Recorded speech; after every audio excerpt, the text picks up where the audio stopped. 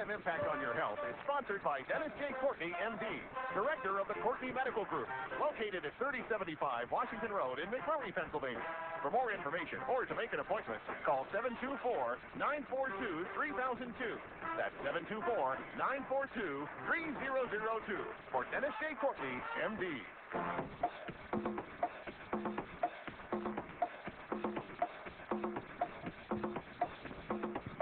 Good morning, everybody. Good morning, everybody, and welcome to AM Impact on Your Health. AM Impact on Your Health, where every day our goal is to have you learn at least one thing to help you live better and longer. AM Impact on Your Health, heard each and every Monday, Wednesday, and Friday from 8 to 9 o'clock. I'm Dr. Dennis Courtney, and I'm with you each and every Monday, Wednesday, and Friday from 8 to 9. AM Impact on Your Health, where each day you'll find current medical news, knowledgeable guests, fascinating health topics, and of course, where we always encourage you to call in to join in.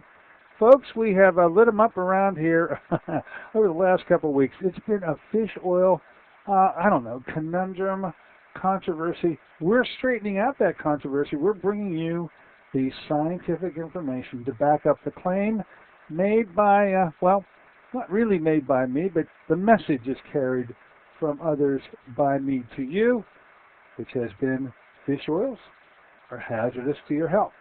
Now we have Ed Kane going to be our special guest today. He was with us last week. This gentleman is a scientist extraordinaire. He and his famous team between Ed Kane and Patricia Kane for the last 30 years have been working treating serious neurological disorders based on fatty acid analysis, based on fatty acid correction. And so if there's anyone that I would expect to be able to appreciate the nuances of fish oils and every other way there would be of replacing your fatty acids, it certainly would be Ed Kane. And for that reason, he is coming back today. Now, you may have a question for him. I've taken down your questions. I think I've cornered the market on all your concerns. But if, in fact, during the course of our discussion with Edward today, you've got a query you want to pose to him, the number to do so, as always, will be 412-825-6262, 412-825-6262. The fish oil controversy continues. Well, no longer a controversy in my mind, but it may still be having some difficulty in yours. Let's get it all resolved. Now, up and coming as the month moves on, and by the way, it's going to move right on off the face of the earth this week. We're in the last week of July, folks. Believe that. And I'll try to get Jerry back here on Friday to talk a little more about MCG testing. We may very well have that date in August solidified. And we go into this weekend, and by the time Sunday rolls around, and when we get back here on Monday, we have turned the page. And we are finally in the month of August. Now, on Wednesday, on the 3rd of August, Susan Smith-Jones is going to return with us. She's going to be talking about the remainder of her multiple forms of natural remedies. We got that list started last month. We'll knock it off, and hey, who knows, we may have a third show coming. I think I'm really interested in her natural remedies. I know you are too. Other guests for the month of August, we got two inked right now and on the schedule. Doug Inglesby will be back here on the 15th. He's going to be talking about low-cal diets making you crazy. And newly inked, just yesterday as a matter of fact, again, Lonnie Birmingham. I've met her, don't know much about her. Lonnie Birmingham is going to be here. What a timely discussion for August. Talking about heat, the number one killer of all weather hazards. And as you well know, we keep hearing as these heat waves that sweep across the country, especially in our elderly population, a number of them have succumbed to these extraordinary temperatures and the lack of ventilation where their facilities are, where they live. Anyway, Lonnie Birmingham talking about heat, the number one killer of all weather-related deaths, and that's going to be on the 17th. Then, the rest of the month will fill up, I promise you. David Brownstein, I'm looking way in the month of September now, just to get you prepared. He started his discussion surrounding his, I believe it was his third book, entitled Salt Your Way to Health. Now it's in second edition for whatever, however it was chronologically developed by him, and he's going to be coming back to talk more about salting your way to health way out into the month of September, actually September 16th. Product-wise, just want to keep informing you, you are responding, folks. This 4-to-1 oil is flying off our shelves.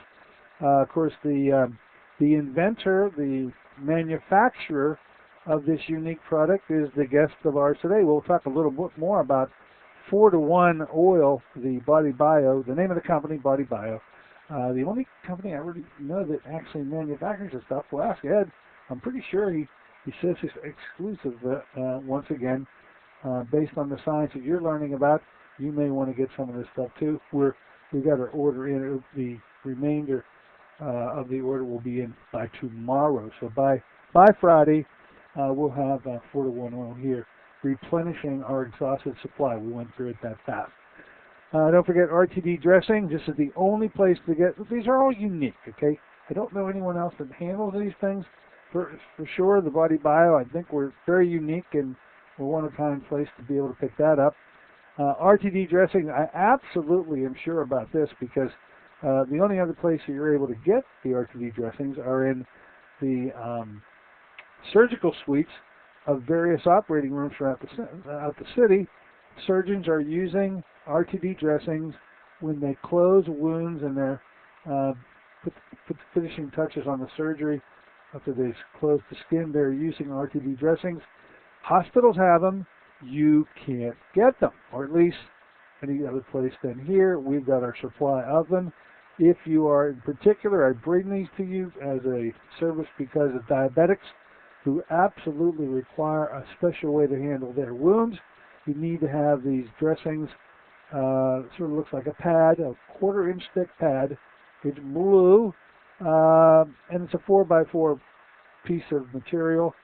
Polystyrene, polyethylene, something like that. Forget, but it's impregnated with 3 different antimicrobial substances that really take dressings to a new limit. They're no longer, in the case of the RTD dressing at least, no longer just a barrier to prevent contamination from the outside in, which is what dressings have done since they were invented, placing gauze and wraps around wounds. In this case, however, the actual dressing itself is able to withdraw. Actually has a suction kind of a mechanism that it draws microbes from the wound into the dressing, whereupon the microbes are rendered completely harmless based on those impregnated medications. Anyway, great idea. RTD dressings. It costs $25 for that 4x4 thing, but they don't need the full 4x4. On any one wound, you just cut it and make it work for whatever size wound you may have. Keep it in the diabetics for sure. Keep this in the medicine cabinet, applied immediately upon any wound that you may get. I think it could be, it could allow you to avoid some very, very serious consequences. And diabetics, you know all about it. Other products, Simply Freeze is also working out very well for us, and it's really helping a lot of people with their aches and pains. And then, of course, the bio-engineered algae concentrate. This is the supplement of all supplements, in my opinion. The fact that it comes from algae, which makes it a superfood and 100% assimilable and organic, also has every single component necessary in someone's daily supplemental regime. It's just a fantastic product. We're happy to bring it to you. All right, let's do this. Without any further waiting, we want to get Ed here, Ed Kane, to allow us to continue on this discussion of why fish oils are hazardous to your health. They are, you know. If you're just hearing us for the first time, you absolutely want to pay attention. I've got your questions. You asked many of them during the week. I promise to be able to get out as many as you presented to me. If you get some other questions, Ed will await your phone call, and he'll take your question, too. Be back in a moment with Ed Kane. This is Dennis J. Courtney, MD. You become confused about how best to manage your health. It's no wonder. It seems that every time you turn on the television or radio, another expert has yet another suggestion for you to follow that seems to be reasonable enough, but no matter how dutifully you follow the instruction, it just doesn't quite produce the results that you were looking for. If this confusion sounds familiar to you, give us a call at the Center for Complementary Health, where we'll make some sense of the confusion based on a blending of traditional and alternative medicine that we've been perfecting over the last 7 years. We offer metabolic nutrition testing, immune system repair, natural hormone replacement therapy, chelation therapy, cutting-edge allergy correction, and a host of other safe and effective alternative therapies. Dennis J. Courtney, MD, is located at 3075 Washington Road in McMurray. Phone 724-942-3002.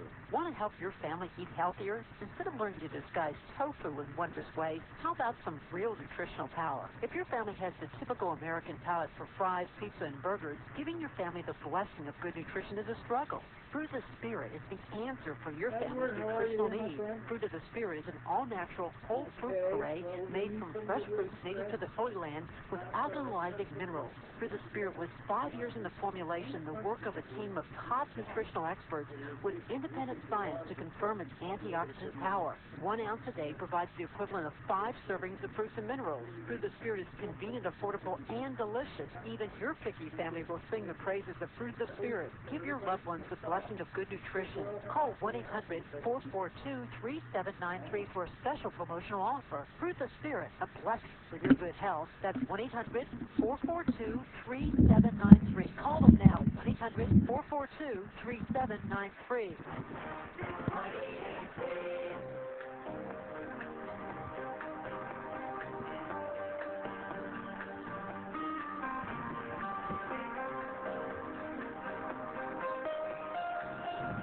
Good morning, ladies and gentlemen. Welcome back once again to AM Impact on Your Health.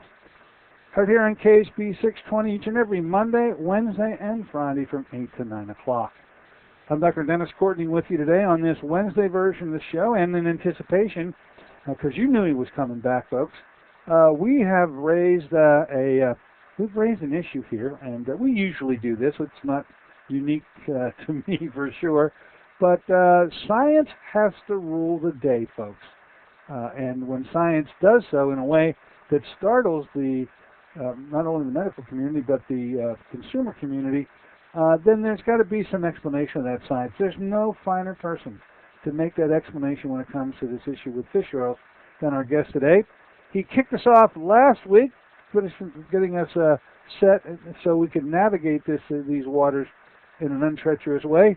Hopefully he'll smooth out the waters today, because I want to tell you, folks, it's been a bumpy ride all week. You have responded. Now, Ed Kane is back with us again. Let's say good morning and welcome back, Edward. Thanks for coming aboard once again today. Good morning, Dennis. Glad to be back with you. Oh, you got all the natives restless out there, Edward. They're as you would well expect, they're having difficulty with this issue of the fish oils that we raised last week. Yet science should and will rule the day, at least around here, Ed. And I'm so happy to have you back to help explain that which I'm woefully inadequate to explain on my own. I really need your help here, Ed, and I know you'll be able to provide it to me. I'll be glad to do so. A little explanation of who we are. Why do we know something that the world says the exact opposite of what we are now saying? There you go. That was one of my questions today. Why is it that we seem to be the only ones that are clued into this when, if science is as science is, shouldn't everybody already know? Yeah, the benefit that we have to look at it is the fact that we've been doing fatty acid analysis on patients all over the world. Even with your patients, we've done quite a few of them. And nobody does this. As far as we know, there are laboratories that do the fatty acid analysis. But we help the doctors understand what they're looking at when we look at the fatty acids in a red cell. We're examining a cell of the body. So we do thousands and thousands of them and try to teach the doctors how to rebalance their own, to chemistry of each individual. So it's the years of looking at one after another that shock of how far we are moving away from balance is very, very obvious to us, because we're looking at the imbalance caused by the omega-3s and we say, hold on, folks, something's wrong out there. Well, this is the perfect time to interject, because you mentioned that you do fatty acid analysis and you do it all over the world, whereas others do not. And I guess that we should just tip our hats off to both you and your lovely wife, Patricia. What a combination the two of you are. She, the real clinician, you, the academician, in terms of fatty acids and their role that they play in a myriad of diseases. I think this all started with basically neurological diseases in mind, but I want to tell you, just after having returned from a conference with you all down there in Millville, New Jersey, just a couple of weeks ago, you have now ventured off into all areas, and the fatty acid contribution to all disease is something that doesn't miss your purview. It's not just the neurological diseases alone anymore, is it? You're finding that fatty acid dysfunction and inappropriate fatty acids, in terms of their amount, quantity, and quality, play a role in most diseases. Is that fair? Yes, you can actually say it's the basis of all of life. In fact, the world is running down a genetic, kick, and it's a marvelous investigation on how genes work. The genes do not control anything. They're a library of information for each of us, but they're a library. Libraries do not initiate anything. They're information. Somebody has to go into a library, pull the information out, and then use it. So genes are not the secret. Really, what controls the library, and Bruce Lipton does this marvelously in his book, The Biology of Disease, he said that the membrane, fatty acids in the membrane, are the keyboard. It's the keyboard, the stimulation. So it's not just the keyboard itself, but actually it's the fingers that are playing on the keyboard. So looking at fatty acids is a marvelous investigation into how we are run. Maybe I can touch a little bit about the question that was raised last week, when arachidonic acid is not really bad. We'll get to that. We're going to get to arachidonic acid in just a moment. But let's come up with the, here's a drum roll. Here's a drum roll going in the background, because this is the statement that's got everybody worked up.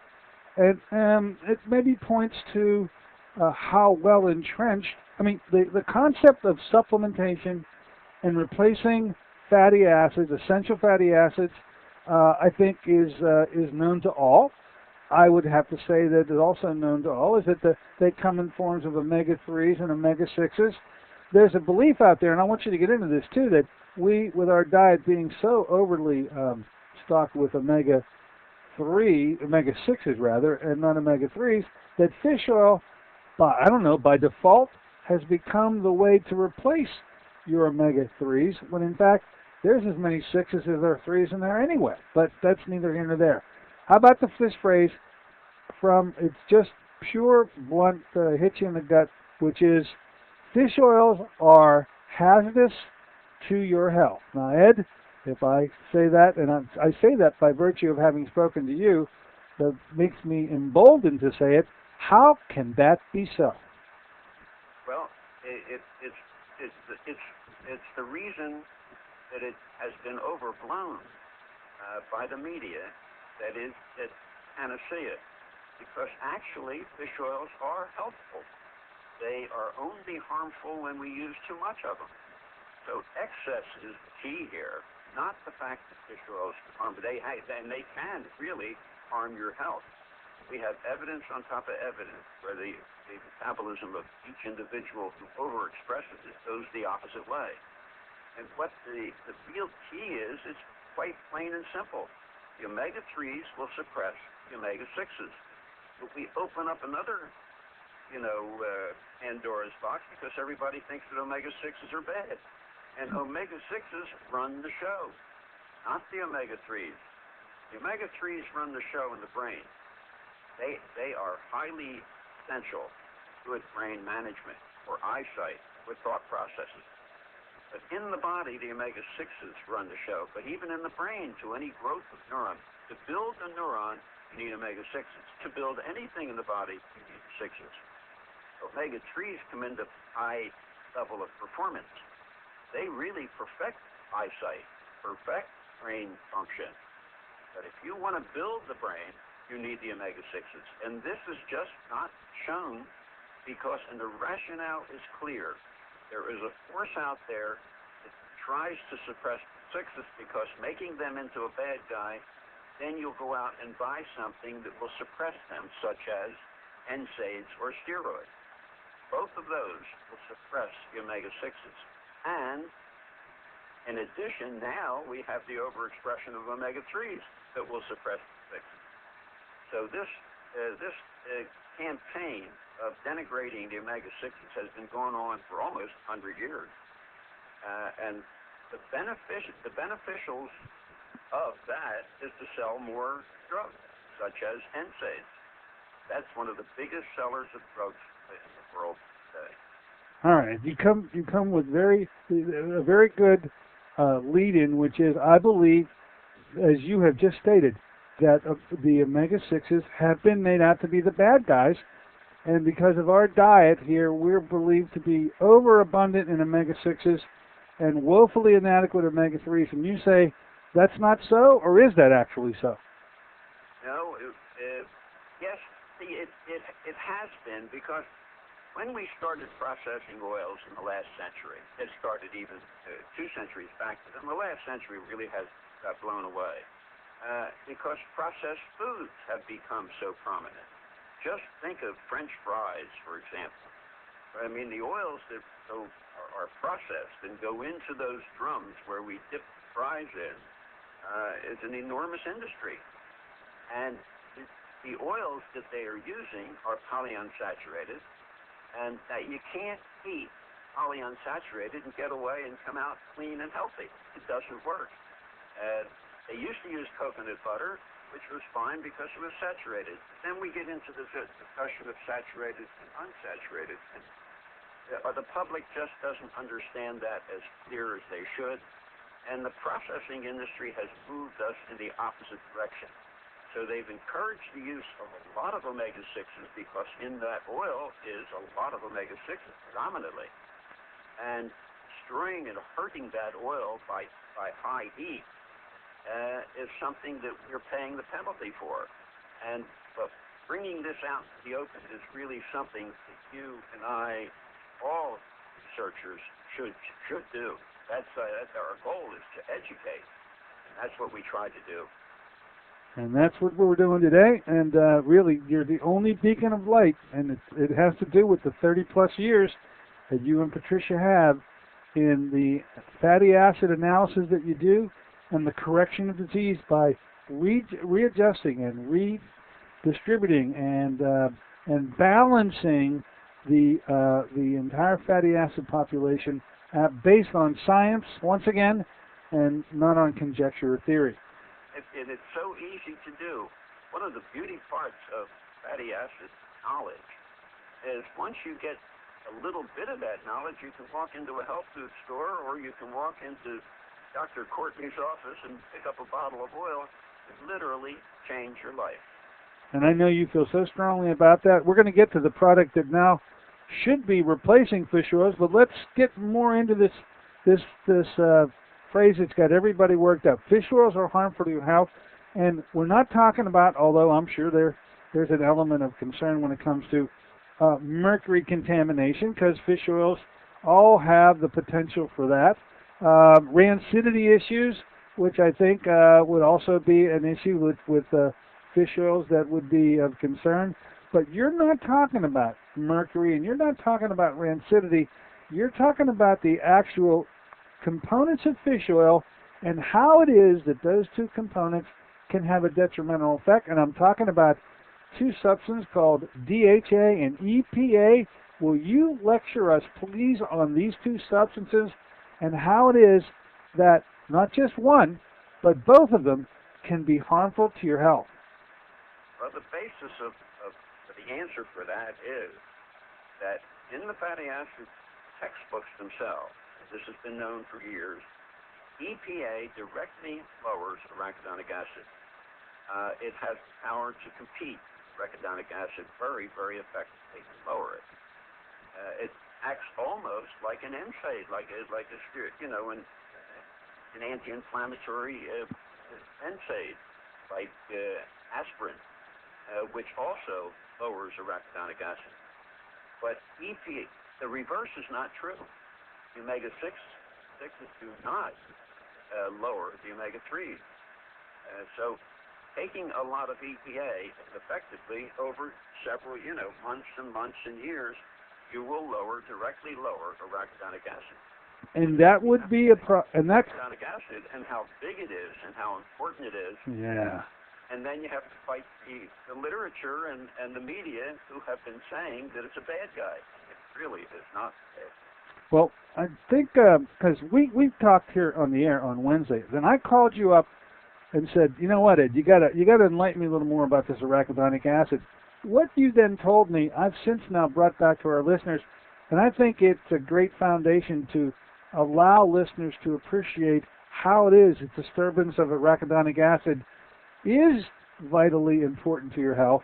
You mentioned these things called the eicosanoids, and so now you know where I'm going with this. And you told me, as you have been my mentor on so many items, there are three basic eicosanoids: DGLA, AA, which is arachidonic acid, and EPA.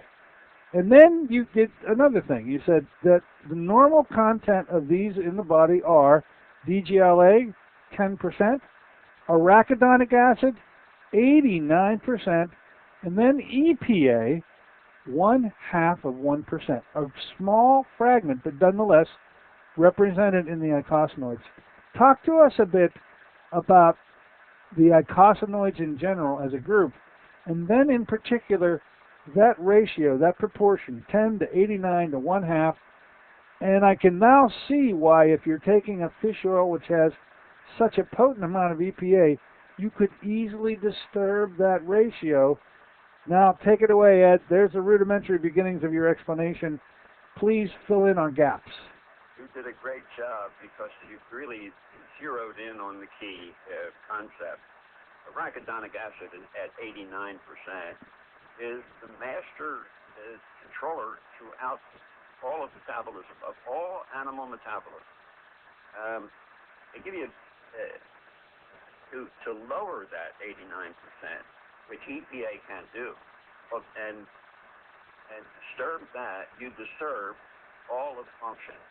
I had a difficult job to say all function. How do you describe that? I'll give you one clue. Arachidonic acid is worked on a normal basis. There's a normal field of availability. So throughout the cellular life of the body, it has to then take the eicosanoids, which are 20 carbons in length, all three of them, and they are activated by a COX-1 and COX-2. Now, much discussion of COX-1 and COX-2 has come about because of Vioxx, if you remember. Oh, yeah.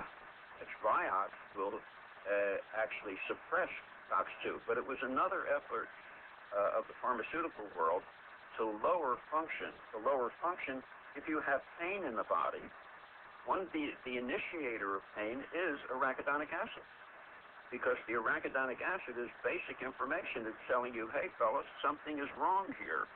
If you cut a finger on your hand or have a gash in it, the first rule of metabolism is to save the fluids. You don't worry about the cut itself or a broken bone. The bone will heal, later. First thing is save the fluids, or you're going to lose the individual. So what happens at that point is you need inflammation. You inflame the tissues around that cut where the exposure is to stop the blood flow. Now, where does that intelligence come from? It's an amazing bit of information that's passed around. Specifically, in arachidonic acid holds the seat of that intelligence because it inflames. On the other hand, arachidonic acid, in an equal basis, has a whole world of anti-inflammatory functions.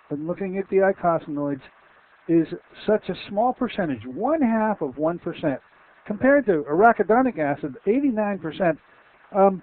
So if you're taking fish oils and you're getting so much EPA from the fish oil, it's easy to see, can that raise, like, if it raises from 0.5% to 1%, is that a big deal? If it goes... That certainly is a very big deal. Oh, that's a very big deal?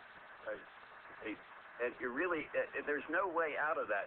Oddly enough, you can eat fish because fish has all the functions of all the fatty acids within it. It just happens to be higher in most cases in the fish oils. Whenever we do an examination of a patient, we say, well, you have to stop taking your fish oils right now because the EPA and the DHA are so high, and the AA, the arachidonic acid, is so low, so it's obvious to us. But generally, just taking the fish oils out of the diet, the body will self-adjust, and it can be rather quickly, unless you're, elderly. It's a little slower, of course. Now, so it could easily, you say, EPA could easily be changed from 0.5 to 1%. If that directly conflicts with the arachidonic acid, would that mean then, because there's a direct competition, you taught me this, EPA absolutely affects arachidonic acid. So if it went up to 1%, arachidonic acid would go to 88.5, and that's a problem? No, it goes lower than that. It goes even lower than that. The power, if you're doubling the EPA, you'll cut maybe 3, 4, or 5% down and we've seen where EPA has gone up to 2.5%, and the arachidonic acid is now 70% of what it should be. Very good information. You've been studying these fatty acid profiles unlike no one in the world for the last 30 years, or for as long as that kind of a analysis has been available. And so when people come to you, they're seeking help, they have a medical problem, you subject them to the fatty acid analysis. And how frequently is it that you find the disturbance, the little one we're talking about right now? There's so many fatty acids, not just these two, but how frequently do you find a disturbance in the EPA AA component that you see is a key to this particular person's problem, this particular person's disease? How frequent is that? Oh, the frequency is, I would say, of all as we do the analysis, it certainly is very obvious. We know where arachidonic acid should be, as a general health, and we know where EPA should be. So I would say 95, 98% of all the tests we are doing, because now we're only testing ill people. You have to understand that. Sure. But it's that high a percentage where the arachidonic acid is influenced by a high EPA. And generally, recommendation is stop taking fish oils, at least for a while, maybe 6 months or a year. I mean, you got enough in there to last you for quite a while. And then if you do go back, just take 1 or 2. I mean, don't overexpress it or try to push the metabolism in the wrong direction. That's not understood. And so the majority of people, 98%, that's pretty high, Ed, for all the people that come to you. And literally, let's just say that by the time they've come to you and Patricia, they've already been through the ringer with respect to the conventional medical community. These diseases, I call them the big 3: MS, Parkinson's, ALS. You built your reputation on treating those 3 alone. And these are 3 that do not have a conventional medical solution at all to begin with, yet your results are so impressive.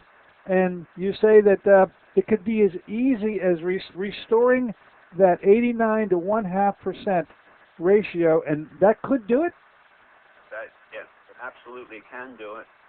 Also, though, I have to say that fatty acid metabolism, we move away from the correct items that we need, and work of Yehuda in bringing that to light was the most shocking thing for us. We've got that in the mid-90s when we found that. And I mentioned to you before how my wife and I danced around the kitchen. The work he had done to show us the ratio of the omega-6s and the omega-3s. It was so important. We knew it was important because we're looking at all the fatty acid profiles, but we didn't know what to do and to advise you and the rest of the doctors how much omega-6s and omega-3s you need. And the work of Yehuda was just remarkable. I should mention that, and that was the key to unlocking the function of neurological disorders. Once you knew what fatty acids we could put in, all of a sudden, diseases started to wane. They just sort of melted, as we increased the volume of oils into these people that had these disorders, things disappeared. Just take Parkinson's in the shake of a hand or a knee or a leg that is uncontrollable. All of a sudden, they started to melt away and stop being so violent. And we were surprised at the function.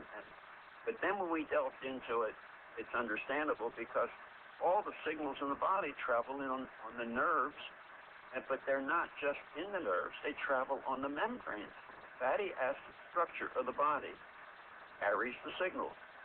So when you start to improve the fatty acid basis, you're improving on the signal-carrying system throughout the body, especially the brain. Well, I'm sure you don't want to intimate that when somebody has Parkinson's or something else, it's not because they took too much fish oil. There are so many factors that can weigh into disturbing these ratios.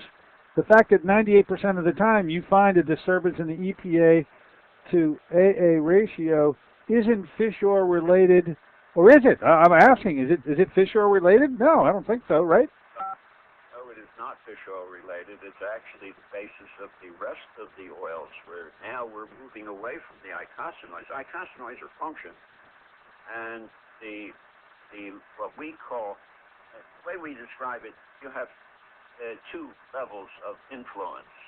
One is the basic food that we eat. That's the omega-6 and the omega-3s, what we call the first floor lipids. And they're linoleic, which is the omega-6s, and linolenic, which is the beginning of the omega-3s. Now, these are on the first floor. These are all in the seeds and the nut. And this is what all the oil processing world processes. They squeeze a sunflower, squeeze a safflower seed, or corn oil. All of this are basic linoleic. Then the body takes linolenic, and elevates it up into arachidonic acid and EPA and DHA. So all of us are able to do that function of taking the first floor, moving it up to the second floor. Right? And the second floor is the performance. But the first floor seems to be the stabilizer for everything, including sending a signal down a neuron. So this knowledge, in-depth knowledge of that, now we're getting into biochemistry that science has not yet unraveled. So, we're just, as you and I talk, we are trying to teach the doctors how to rebalance the system. And you get into the science of it, really what is happening to that neuron signal. We have some thoughts that we think that's the way it happened, but what we do know is if you can put the omega-6s and omega-3s in the correct balance, bingo, all sorts of things happen throughout the body. And I think that the other message that goes hand in hand with what you just said is there need to be the first floor. If you provide enough of the first floor fatty acids, they'll make all the other ones that you require. The arachidonic can be made, the EPA can be made. You don't have to take in EPA. In fact, to do so is such a powerful deterrent to AA. You shouldn't have your EPA and AA replaced by any other way than having it built from the ground up, not from the roof down. Fair? So that's the best way. Unfortunately, there is another weakness in that just general look at fatty acids, because all of large animals, and we're large animals, small animals that we would consider like rats and mice and moles, squirrels. These are small mammals. Small mammals are very efficient at fatty acid metabolism. And the researchers, the main one, David Harmfull, a brilliant scientist we lost about 3 years ago, but he was a world-renowned scientist that specialized in omega-6. But he said that the human large animals, and this includes all the grazing animals and all the predators, we are all weak when it comes to moving from first floor to second floor. In fact, he says that we are only efficient up until the age of about 25. After the age of 25, we start to go downhill. But even our efficiency at that rate is only 5% compared to a rat or a mouse at 100%. That was his description. Those little animals are 100%. And that all animals, we're talking about elephants and zebras and porpoises in the ocean, as you grow larger, the ability to move it from first floor to second floor goes down. Ah, that's a very interesting point to make. So we're somewhere up in the inefficient. In the fractional. I mean, we can do it, but we lose out. Now, females are more efficient than males up until the point of menopause, which is a good thing. I mean, because they're the creators of life itself. All right. Now, we got to move to this third piece of the pie, because I think that the science now coming in and being evaluated literally by just you and Patricia. I'm saying that the rest of the world isn't getting this, Ed. It's, it may be science, but, in '94 when you were dancing around the kitchen, nobody else heard that shot that you felt was heard around the world. It was only heard in your kitchen, Ed. Nobody else is picking up on this, but to pay homage to Yehuda and what you learn from him brings us to this remarkable substance that you make now out there at your company down in New Jersey. And to my knowledge, you're the only one that does. In terms of replacing fatty acids, you come up with a product you call Body Bio 4-to-1. Talk to us about the product and why it is that this is so unique and is the main ingredient in all of your treatment protocols. This is never missed with any patient that you've ever worked with since '94 and probably into the future. Why? Well, Yehuda did the job. Yehuda, Mostowski, Carasso, and Sabinowitz, those four have been on this, and they started in '87. The main paper that he produced in '93 was so shockingly good, so well documented.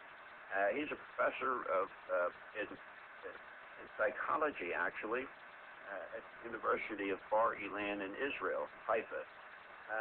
But science, the way he did that, rejected him. He came across extremely, it was very, very receptive in the technical world, because he did studies on all different ratios, 3-to-1, 3.5-to-1, 4, 4.5, 5, and he covered the ground, and consistently, every time the benefit showed so dramatically that the 4-to-1 ratio, 4 parts of omega-6 to 1 part of the omega-3. Now, this is the first floor, phenolaic, phenolenic, not the second floor, the EPA or arachidonic acid. Not there yet. Just in the first floor lipid. And he showed time after time for neurological disorders, for function, where he would insult the animals with chemicals, they would recover faster, 4-to-1 ratio. It was that 80-20 rule over and over again. 80% omega-6 and 20% omega-3. Once you hold that rule, everything improves. And I have to tell you, it was so important because we were watching history all during the last century. We were researching it. And the world has struggled looking how much omega-3 and how much omega-6 need. He just nailed it. And since then, the beauty of it is we've been selling this all over the world, even on a small basis. We see the improvements are so dramatic all over the world. So, in treating this group of sick people, you found that always working in the fatty acid realm, was the way you had to go. It wasn't until 94 that you actually, that's why you were dancing around the kitchen, found the absolute right equation, right proportion, so much so that you jumped right on in, and as a company, your company, Body Bio, you're the president and CEO, you started manufacturing that stuff, what, in 95 or 94? Could you wait? How much time did it take before you went from Yehuda's paper to say, I'm making this stuff? It took us until 96, actually. It's right close to it. But we have been manufacturing that since 1996. And you send it all over the world. In fact, we can't keep it here. We already ran out. I've had to reorder. Pittsburgh is responding. The surrounding area is responding. Your message is resonating loud and clear. You don't have to be ill to take this 4-to-1 oil.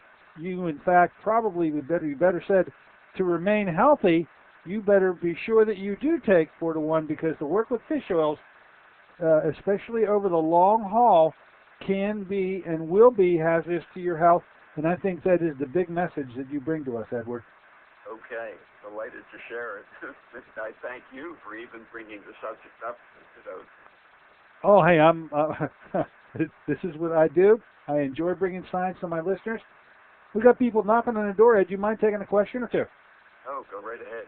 Hey, come on ahead. You're with Ed Kane. Go ahead. What's on your mind? Hi. I have two questions. One, how do you spell Dr. Yehuda's name? Oh. Y-E-H-U-D-A. Y-E-H-U-D-A.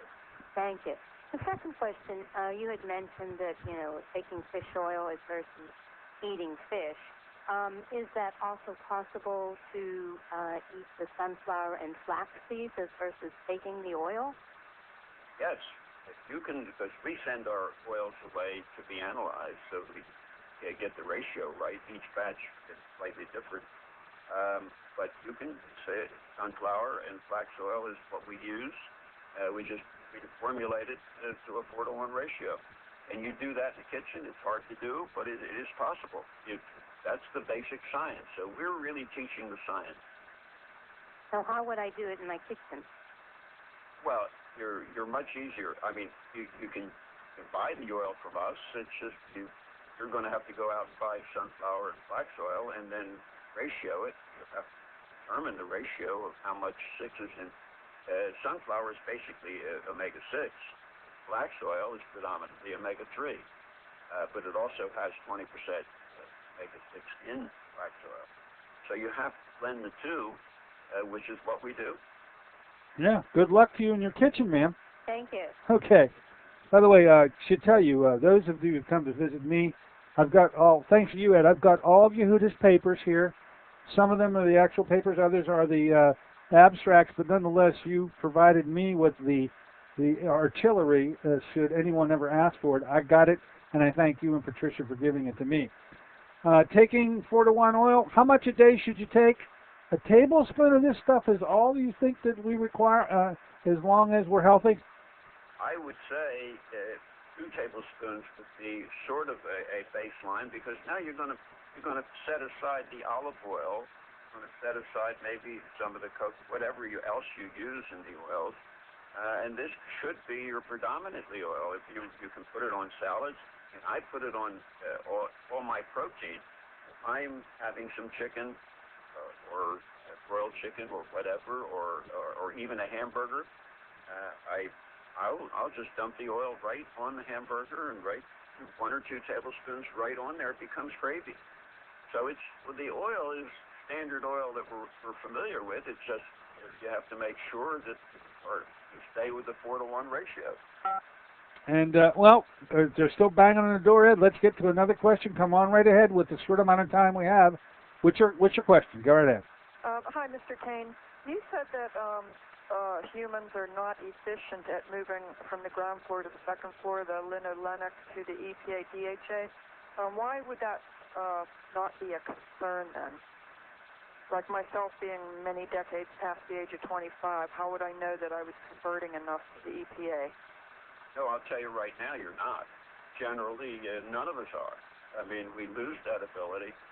We'll always convert a little bit, so that you won't be, grossly deficient. If your ratio, or to begin with on the first floor, But the best thing to there is if you eat any meat, dairy, shellfish, all of those, or especially eggs, have some arachidonic acid in it, and that becomes your basic foods, because all grazing animals are busy working through the grass, and we get some of the products that they have, and eating fish as well will give us EPA and DHA. Well, wouldn't the question really be, ma'am, if you're so inefficient at being able to make them from first floor to second floor, then if you would supplement it, just take the EPA, you could have a workaround? Is that what you're trying to say?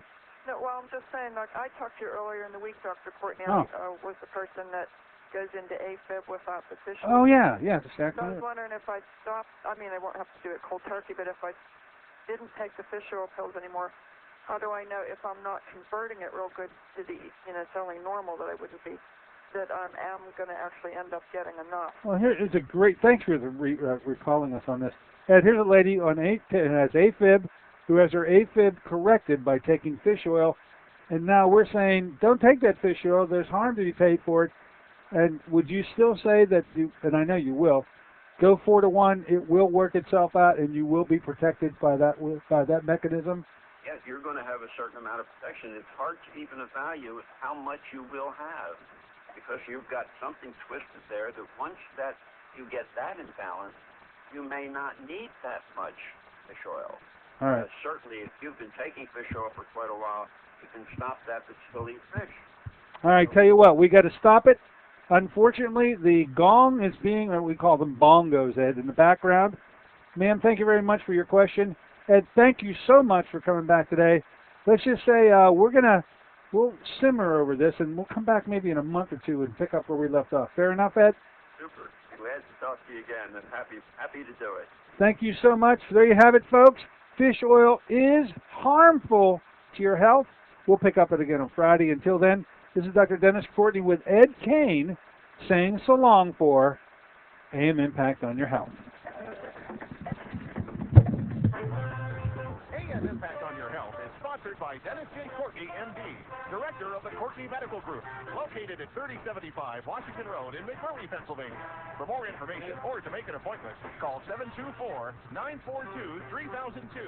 That's 724-942-3002. For Dennis J.